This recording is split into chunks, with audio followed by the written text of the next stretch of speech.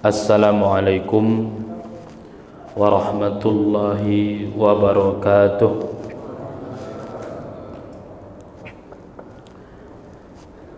Alhamdulillahi rabbil alamin, wassalatu wassalamu ala ashrafil anbiya'i wal mursalin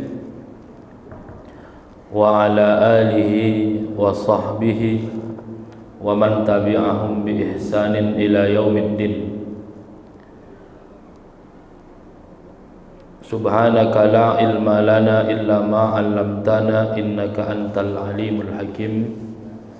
Rabbana zidna ilman warzuqna fahman wa amalan salihan. Amma ba'du. Bapak-bapak dan ibu-ibu jamaah salat maghrib Masjid Al-Muhajirin Bumi Asri yang dimuliakan Allah, kita panjatkan rasa syukur setinggi-tingginya kehadirat Allah Subhanahu wa taala atas nikmat yang Allah berikan kepada kita, yaitu al-istiqamah. Istiqamah dalam beribadah, istiqamah dalam menuntut ilmu. Mudah-mudahan keistiqamahan kita ini itulah yang disebutkan oleh Rasulullah sallallahu alaihi wasallam ketika ditanya apa amalan yang paling terbaik, maka beliau mengatakan qul amantu billah tsumma istaqim. Katakanlah aku beriman kepada Allah dan kemudian beristiqamahlah. Mudah-mudahan apa yang kita lakukan diterima oleh Allah Subhanahu wa taala. Salawat dan salam kita sampaikan kepada Rasulullah sallallahu alaihi wasallam. Allahumma shalli wa sallim alaihi. Semoga dengan terus kita melafazkan salawat kepada beliau, kita mendapatkan syafaat dari beliau. Amin ya rabbal alamin. Bapak dan Ibu yang dimuliakan Allah Subhanahu wa taala, pada kajian sebelumnya kita membahas tentang Nabi Musa alaihi salam sampai pada ditemukannya Nabi Musa alaihi salam oleh keluarga Fir'aun, dan ibunda dari Nabi Musa alaihi salam itu sangat sedih karena harus bukan membuang, menyelamatkan anaknya. Karena kalau tidak maka Nabi Musa ini mungkin akan dibunuh. Tapi qadarullah, begitulah kehendak Allah Subhanahu wa taala. Meskipun dipisahkan antara Nabi Musa dengan ibunya, tapi jika Allah berkehendak ibunya yang menyusuinya, ibunya yang mendidiknya, maka itu akan terjadi. Ada sebuah sabda Nabi Muhammad sallallahu alaihi wasallam, andai manusia berkumpul semua untuk mendatangkan mudarat kepada dirimu, tapi Allah menginginkan kebaikan pada dirimu, maka mereka tak akan sanggup untuk memberikan mudarat. Dan begitu juga andai seluruh manusia ini berkumpul untuk memberikan kebaikan kepadamu, manfaat untukmu, tapi pada saat itu Allah ingin mencobamu, mengujimu, maka mereka tidak akan bisa memberikan apapun. Maka sebagaimanapun Fir'aun laknatullah alaih itu berusaha untuk membunuh setiap anak bayi yang lahir, akan tetapi iradah Allah, keinginan Allah itu tidak bisa untuk dilawannya. Maka salah satu penghinaan untuk Fir'aun ini juga bahwa Nabi Musa alaihi salam itu tumbuh dewasa di istananya Fir'aun. Bapak dan Ibu yang dimuliakan Allah Subhanahu wa taala, itu yang kita bahas pada minggu yang lalu. Nah, di dalam Al-Qur'an Allah Subhanahu wa taala berfirman,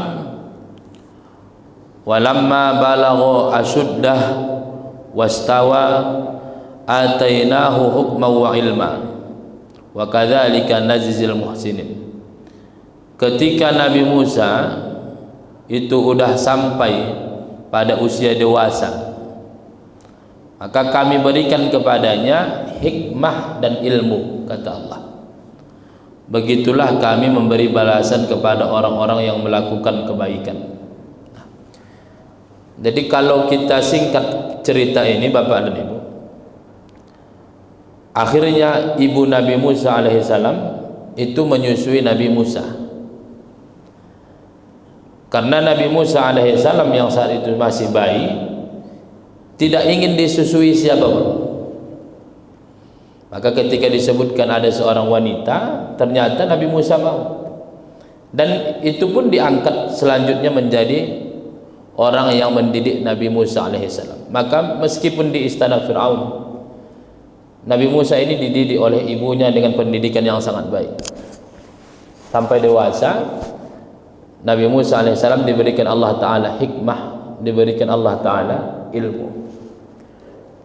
Dan sebenarnya Bapak dan Ibu, Nabi Musa ini pernah mau dibunuh oleh Fir'aun waktu masih kecil. Pernah mau dibunuh oleh Fir'aun. Jadi ketika Fir'aun main-main dengan Nabi Musa yang saat itu masih kecil, kalau bahasa dalam kitab ini yuda'ibuhu kasiran, Fir'aun itu banyak kali bercanda-canda dengan Nabi Musa. Yuda'ibuhu kasiran. Tapi suatu hari ketika di dalam kamar itu, Nabi Musa alaihissalam itu menarik dagu Fir'aun. Menarik ini. Nabi Musa ini Bapak dan Ibu, ini waktu masih kecil pun udah nampak punya kekuatan yang besar ini. Bayangkanlah gimana sakitnya ditarik ini, sampai-sampai Fir'aun itu marah dan bahkan ingin membunuh Nabi Musa.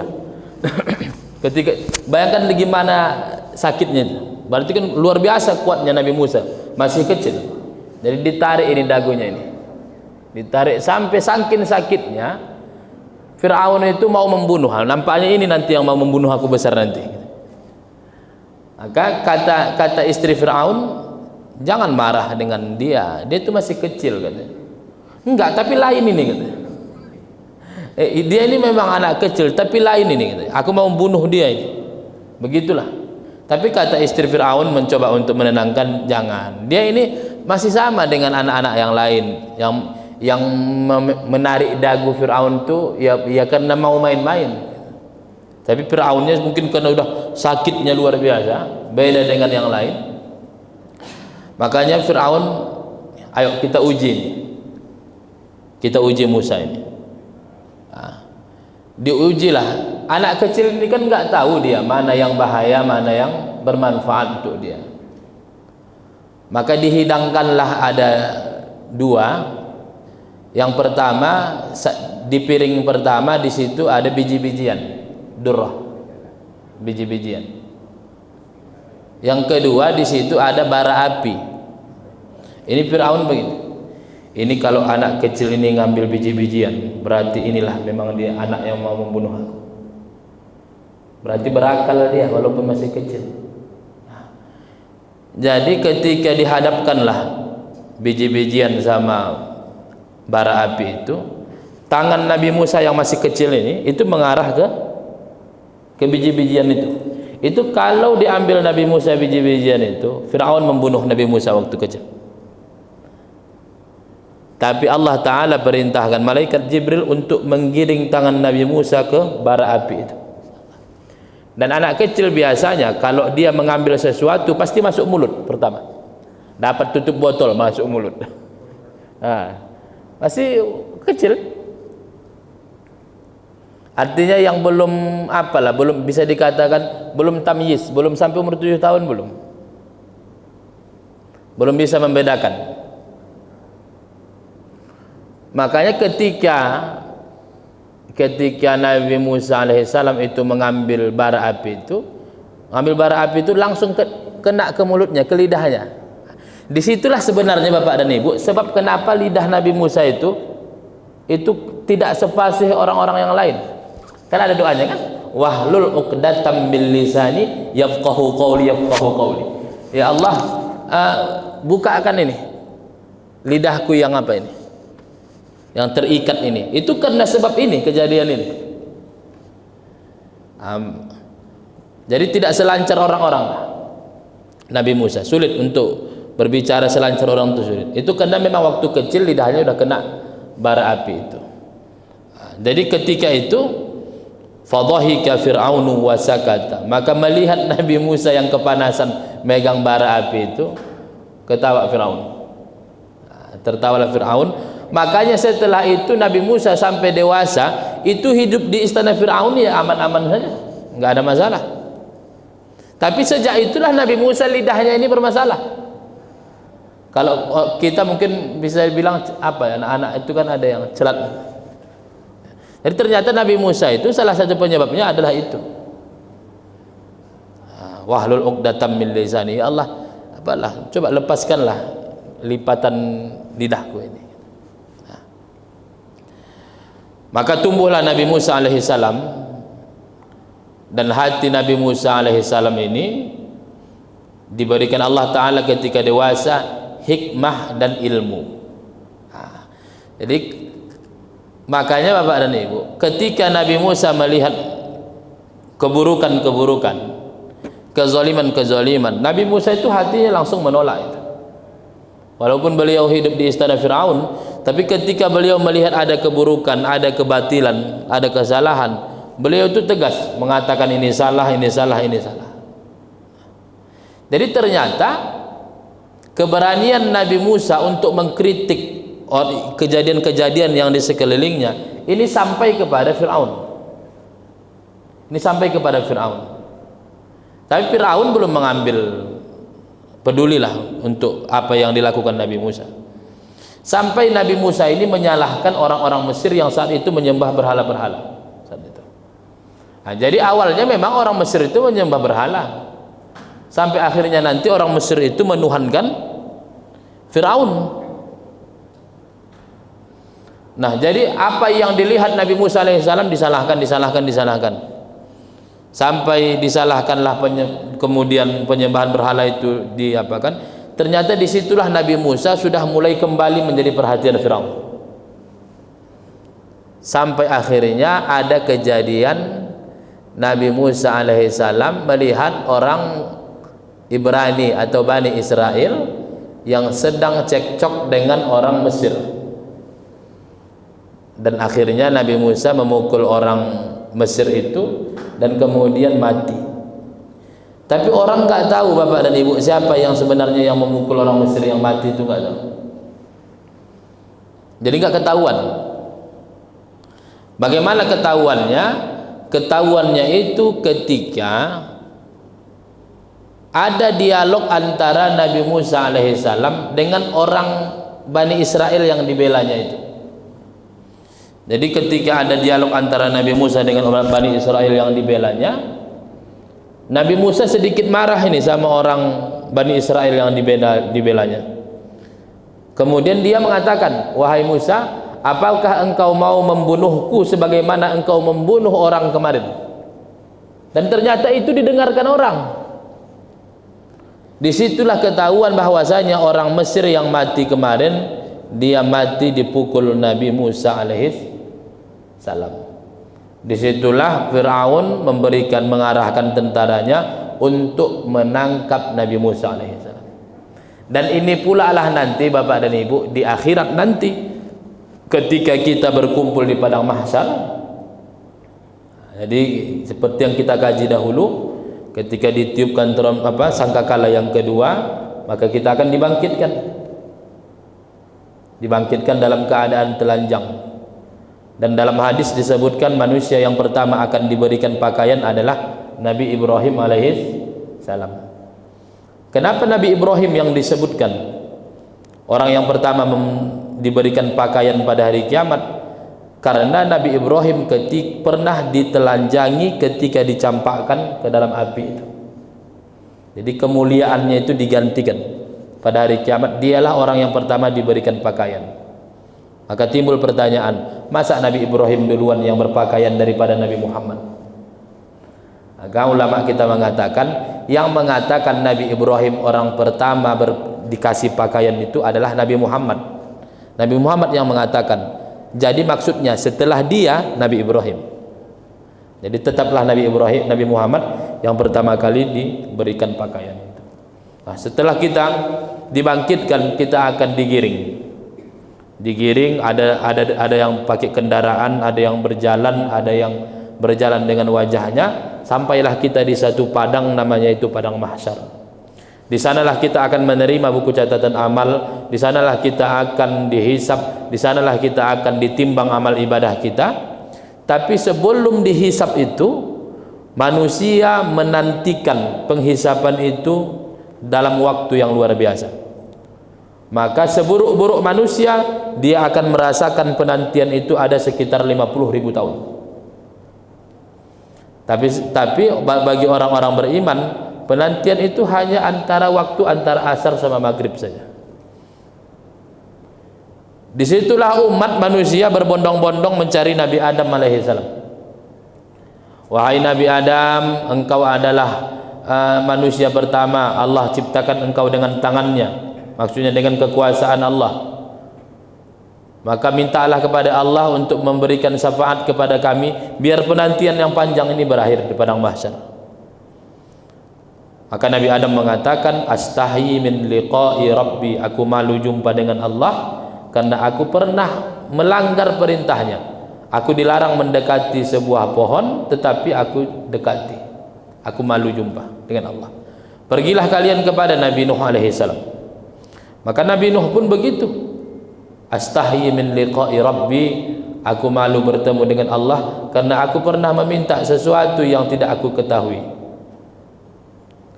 Pergilah kalian kepada Nabi Ibrahim karena Nabi Ibrahim adalah Khalilullah. Maka Nabi Ibrahim mengatakan, astahyi min liqa'i rabbi, aku malu bertemu dengan Tuhanku karena aku pernah berbohong di dunia sebanyak 3 kali, walaupun secara hakikat itu bukan bohong. Baru kata Nabi Ibrahim, idhabu ila Musa fa innahu kalimullah, pergilah kalian kepada Nabi Musa, sesungguhnya Nabi Musa itu adalah kalimullah, manusia yang pernah berkata-kata, berbicara dan mendengar kalam Allah subhanahu wa ta'ala. Maka ketika dijumpai Nabi Musa mengatakan, astahyi min liqa'i rabbi, aku malu bertemu dengan Tuhanku karena aku pernah memukul seseorang di dunia mati. Padahal itu enggak sengaja, Bapak dan Ibu. Memang saking kuatnya Nabi Musa ini, sekali pukul mati orang Mesir itu. Jadi Nabi Musa pun menolak, dia malu jumpa sama Allah untuk minta syafaat karena Nabi Musa pernah membunuh. Tapi pun Nabi Musa sudah beristighfar dan bertaubat kepada Allah subhanahu wa ta'ala. Sampai akhirnya nanti yang menghadap Allah subhanahu wa ta'ala itu adalah Nabi Muhammad sallallahu alaihi wasallam. Nah, ketahuanlah Bapak dan Ibu yang dimuliakan Allah, ketahuanlah Nabi Musa alaihissalam bahwasanya dialah yang membunuh orang Mesir itu. Akhirnya Nabi Musa alaihissalam melarikan diri. Kemana dia pergi? Disebutkan dalam satu riwayat bahwa Nabi Musa kehilangan jalan, tersesat. Jadi begitulah bahkan Nabi Muhammad pun pernah tersesat. Cuma tersesatnya ini jangan kita anggap tersesat agama. Wa wajada kadhallan fahada, dan Allah itu pernah mendapatkan wahai Muhammad tersesat, kemudian Allah memberikan petunjuk. Ada orang menganggap Nabi Muhammad pernah syirik, pernah tersesat, kemudian dapat hidayah. Tidak, itu pernah Nabi Muhammad tersesat jalannya, dan itu tidak sedikit pun mengurangi kenabian. Sebagaimana Nabi Musa alaihissalam pun pernah tersesat, sampai akhirnya Nabi Musa alaihissalam dibawa oleh malaikat Jibril sampai ke kota Madian. Itu yang kita bahas kemarin, Ahlu Madian. Ada kemarin kita bahas Ashabul Aikah. Nabi mereka adalah Nabi Syuaib, mertuanya Nabi Musa alaihissalam. Dan Nabi Syuaib punya putri 2 orang.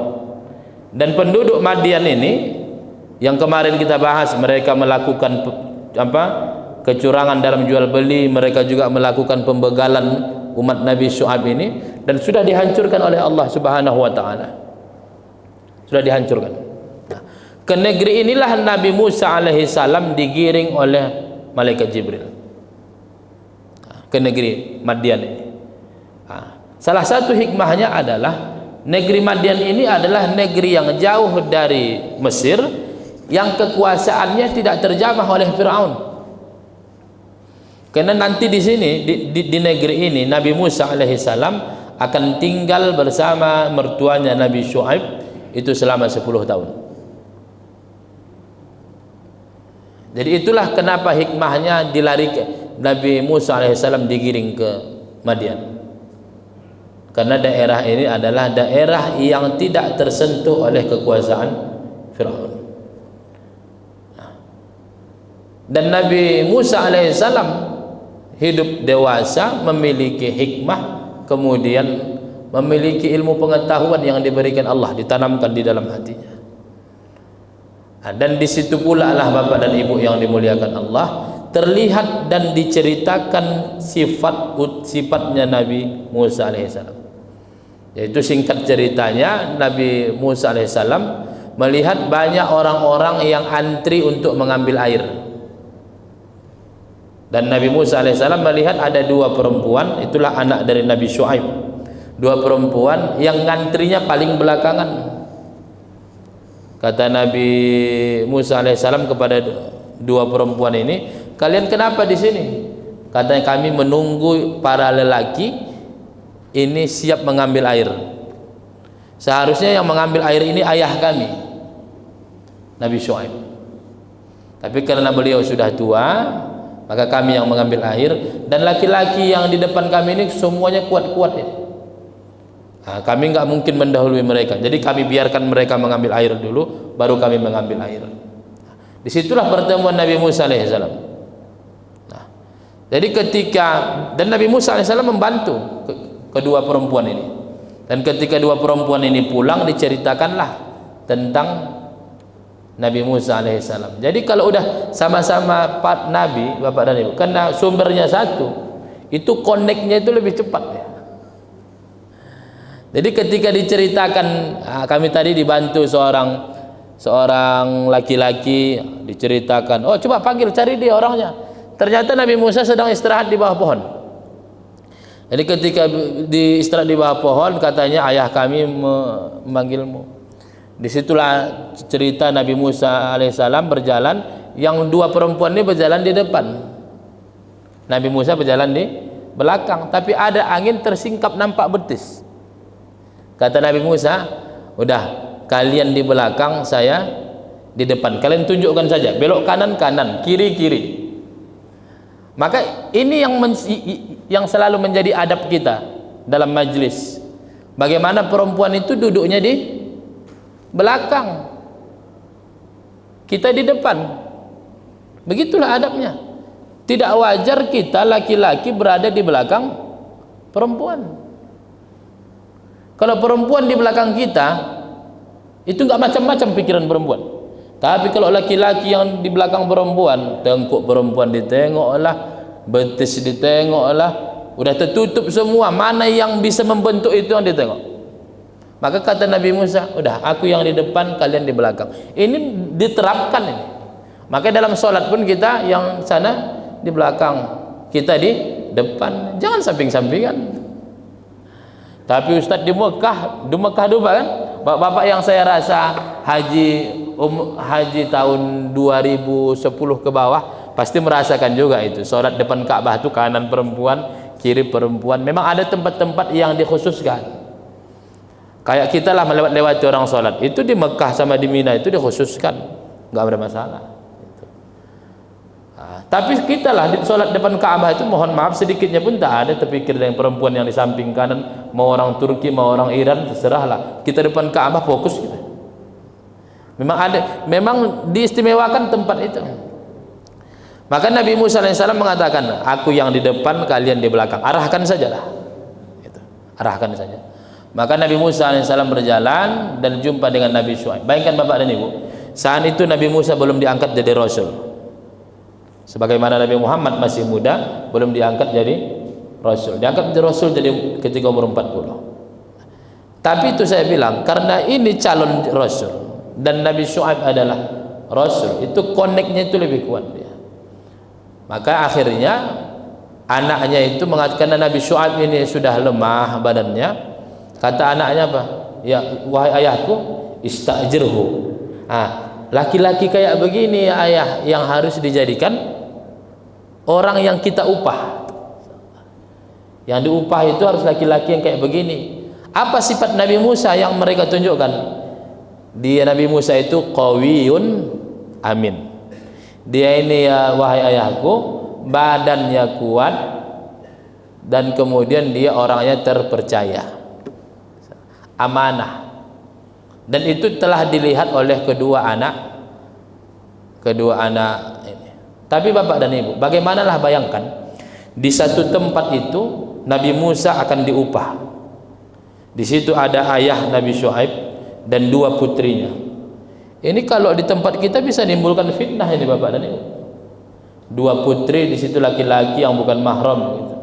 Mesti bagaimana supaya halal ini? Itulah kenapa salah satu dari anak Nabi Syuaib alaihissalam itu dinikahkan dengan Nabi Musa, namanya Safurah. Kalau dalam bahasa Arab Safurah, dalam bahasa Indonesia Safura.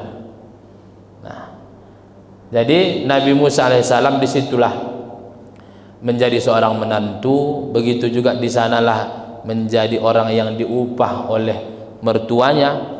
Dia orangnya kuat, dia orangnya amanah, dan tinggal bersama Nabi Syuaib selama 10 tahun. Nah, ketika setelah 10 tahun Nabi Musa alaihissalam sudah istri, sudah punya anak, minta izin kepada Nabi Syuaib. Dia minta izin untuk balik ke Mesir. Tapi Nabi Syuaib sudah tahu balik ke Mesir menghadapi Fir'aun. Mungkin kalau Nabi Syuaib orang biasa, ngapain balik ke Mesir lagi? Di sana ada Fir'aun. Tapi Nabi Syuaib sudah tahu bahwasanya Nabi Musa ini akan menjadi nabi. Maka lahan dakwah dia adalah negeri Mesir. Dan dialah yang akan membawa orang-orang Bani Israel dari Mesir itu. Nah, jadi sebelum pulang itu Bapak dan Ibu, kata Nabi Syuaib begini, sebelum kalian melakukan perjalanan balik ke negeri Mesir, pilihlah satu tongkat untuk menemanimu di perjalanan. Kata Nabi Syuaib, dipilih satu tongkat. Banyak tongkatnya di situ. Lalu kemudian Nabi Musa mengambil satu tongkat. Nabi Syuaib sudah begini, kenapa tongkat yang ini yang diambil Nabi Musa? Ini nanti tongkat yang memukul laut itu Bapak dan Ibu. Kenapa tongkat ini yang diambil Nabi Musa? Nabi Musa, kita ulang lagi. Dimasukkan lagi ke ruangan itu tongkat itu. Udah, pilih lagi yang lain. Kan banyak tongkat itu. Itu juga yang terambil Nabi Musa sampai berulang-ulang. Dan disitulah makin kuat Nabi Syuaib. Nampaknya memang Nabi Musa inilah yang nanti bakalan menjadi Rasul. Ternyata Bapak dan Ibu, tongkat itu adalah tongkat yang dibawa turun oleh Nabi Adam ketika diturunkan Allah dari surga ke bumi. Insyaallah. Jadi ketika Nabi Adam wa qulna ihbitu, ketika kami katakan coba turunlah kalian, ketika Nabi Adam alaihissalam diturunkan, dalam satu riwayat disebut di kota India, kemudian istrinya Siti Hawa di kota Jeddah, tongkat itu turun bersama Nabi Adam alaihissalam, dan tongkat itu turun menurun dari satu nabi ke nabi yang lainnya. Dan karena kejadian itu berbolak-balik, itulah semakin yakin Nabi Syuaib, wahai Nabi Musa, memang tongkat itu untukmu. Tongkat itu untuk. Dan itulah cerita yang selama ini Bapak dan Ibu, yang kita mungkin sudah ketahui, Nabi Musa Itu salah satu mukjizatnya, tongkatnya itu bisa berubah menjadi ular. Yang tongkatnya itulah dipukulkan laut maka terbelah menjadi dua. Ternyata tongkat itu tongkat bersejarah. Itu adalah tongkat yang dulu pernah di surga bersama Nabi Adam alaihissalam, dan turun bersama Nabi Adam alaihissalam, dan turun dari satu nabi ke nabi lainnya. Itulah tongkat. Maka coba lihat Bapak dan Ibu kisah Nabi Nuh. Kan banyak cerita-cerita Nabi Nuh. Selalu Nabi Nuh digambarkan dengan tongkat. Jadi para nabi itu hampir tongkat itu. Nah, dan tongkat itulah dari satu generasi ke generasi selanjutnya, dan akhirnya itu berada pada Nabi Musa alaihissalam, dan itulah yang melawan sihirnya para penyihir Fir'aun, dan itu pula lah yang akan dipukulkan Nabi Musa alaihissalam, maka akhirnya terbelah. Maka Bapak dan Ibu yang dimuliakan Allah, sekarang dicari-cari orang tongkat. Di mana tongkatnya? Masyaallah. Makanya dulu waktu kami kuliah di Mesir, ada makanan kami yang paling murah itu. Seginilah mungkin panjang segini, kami menyebutnya itu aso Musa, tongkat Musa. Makan itu pakai teh manis. Jadi Bapak dan Ibu yang dimuliakan Allah, alhamdulillah saya menemukan buku ini dan saya baca, alhamdulillah banyak cerita-cerita yang dilewatkan di dalam kitab ini disebutkan. Salah satu yang tadi adalah bagaimana lidah Nabi Musa yang kelu itu ternyata kena api, dan kemudian tongkat Nabi Musa itu dari mana dapatnya, kok bisa udah tiba-tiba mukul laut saja. Ternyata itu adalah tongkat yang diturunkan dari satu nabi ke nabi yang lainnya. Bapak dan Ibu yang dimuliakan Allah, untuk malam ini cukup sampai di sini. Karena selanjutnya nanti kita akan berbicara perjalanan Nabi Musa menuju Mesir, dan disitulah Nabi Musa alaihissalam diangkat menjadi rasul, mendapatkan risalah. Jadi ini cuma sampai sini saja, tapi banyak pelajaran yang harus kita ambil dari kisah Nabi Musa yang kita bahas malam hari ini. Yang pertama, bahwasanya sesuatu yang sudah ditentukan Allah kebaikan untuk kita, kita jangan takut. Sudah pun kita buang, maka dia akan kembali kepada kita. Itulah Nabi Musa alaihissalam. Kemudian yang kedua, Bapak dan Ibu, Nabi Musa alaihissalam diberikan Allah Ta'ala hikmah dan ilmu. Maka ini penting dalam hidup kita. Nabi Musa diberikan hikmah dan ilmu. Kita bagaimana mendapatkan hikmah dengan ilmu? Ya kita belajar. Kita belajar. Maka Bapak dan Ibu yang dimuliakan Allah Subhanahu wa taala, kenapa orang, mohon maaf Bapak dan Ibu, ketika sudah melewati umur 40, ini mohon maaf Bapak, Anda tua-tua juga saya lihat. Kenapa ketika umur lewat 40 hampir jarang orang jadi misalnya mendapatkan ilmu dan kemudian mampu untuk menyampaikan ilmunya? Saya pernah mendengarkan kajian disampaikan Dr. Arifin Jahari, LC MPD. Beliau ketika membahas tentang Ashabul Kahfi, beliau pernah menyampaikan begini: seseorang kalau memang sudah ditentukan Allah menjadi ulama, sejak muda di bawah umur 40 Allah sudah tunjukkan ilmunya kepada masyarakat. Jadi para ulama itu dari masih muda Allah akan tunjukkan ilmu dan hikmah itu. Makanya ilmu dan hikmah ini harus cepat dicari. Maka ketika dia didapatkan di bawah umur 40, kesempatan dia menjadi salah satu wali Allah, ulamanya Allah Subhanahu wa taala itu besar. Tapi setelah umur 40 bukan tidak ada, jarang.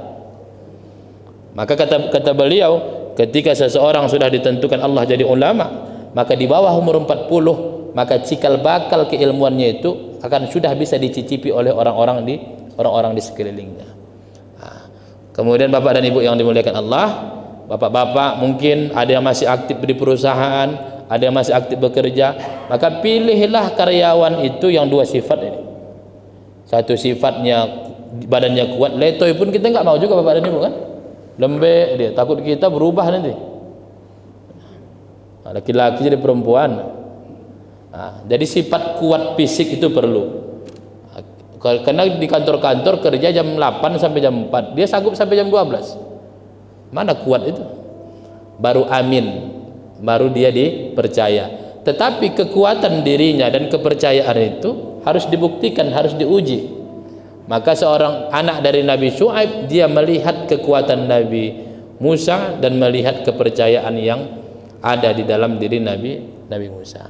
Maka Bapak dan Ibu yang dimuliakan Allah Subhanahu wa taala, Ini sedikit kisah Nabi Musa alaihissalam, mudah-mudahan dapat kita lanjutkan di pertemuan selanjutnya, yaitu tentang risalah Nabi Musa alaihissalam, kerasulan Nabi Musa berdakwah kepada Fir'aun, Ramses II yang hidup di masa Nabi Musa alaihissalam. Ini mungkin yang dapat kita kaji, mudah-mudahan bermanfaat. Insyaallah ada waktu, mungkin Bapak dan Ibu ada yang mau menambahkan, ada yang bertanya, kami persilahkan. Waalaikumsalam warahmatullahi wabarakatuh.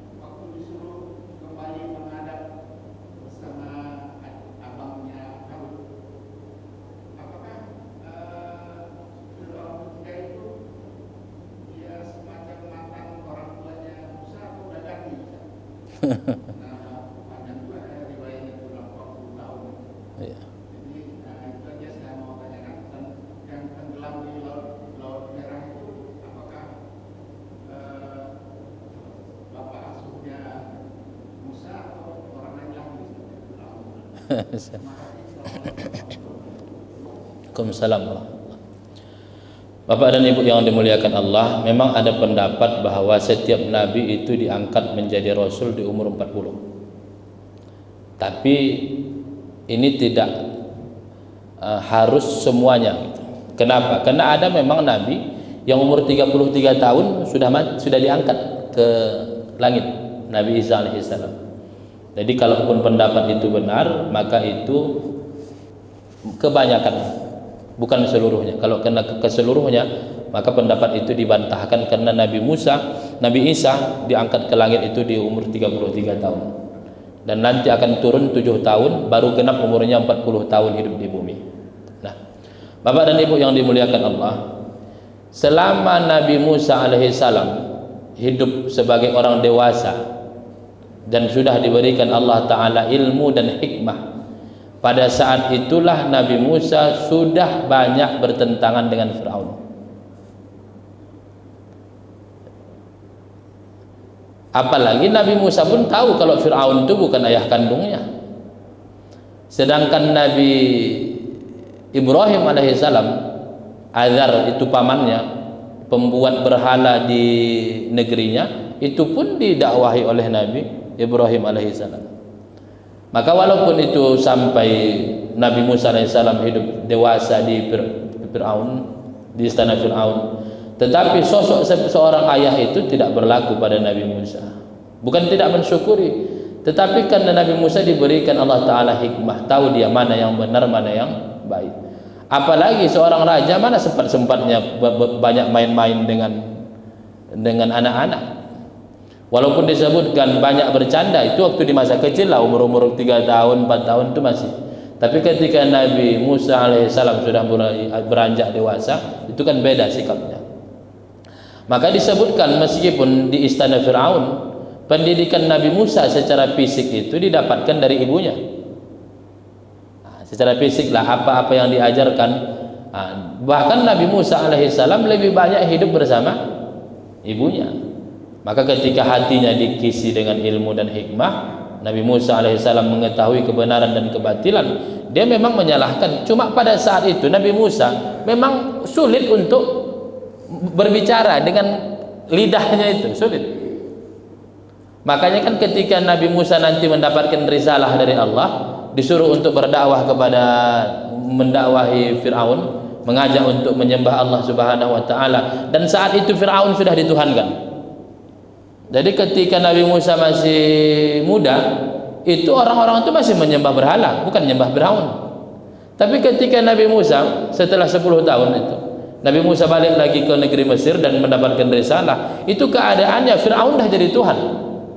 Itulah Fir'aun. Sebelumnya dia enggak Tuhan, entah kapan dia diangkat jadi Tuhan. Maka pada saat itu yang menjadi persoalan sama Nabi Musa, dakwah ini cukup membutuhkan lisan yang jelas.